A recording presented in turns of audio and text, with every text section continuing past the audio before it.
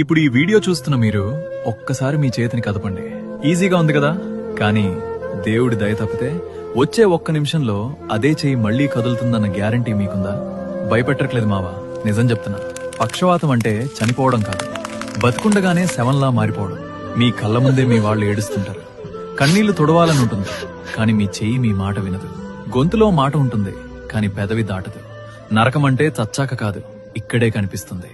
అసలు నిన్నటిదాకా సింహంలా ఉన్న మిమ్మల్ని ఈ రోజు ఇలా మంచానికి ఎవరు కట్టేశారు? ఎవరో కాదు, మీరే. మీరు తీసుకునే ఆ అనవసరమైన స్ట్రెస్, ఆ ఆవేశం, ఆ హై బీపీ, జాబ్ టెన్షన్, డబ్బుల బాధ, చిన్న చిన్న గొడవలు, ఇవేవి మీ ప్రాణం కంటే ఎక్కువ కాదు కదా?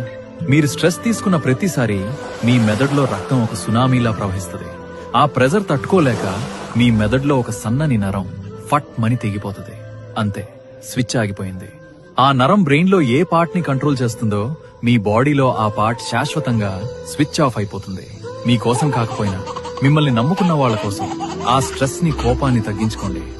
లైఫ్ చాలా చిన్నది మావా, దాన్ని వీల్ చైర్ లో వెలదీయకండి.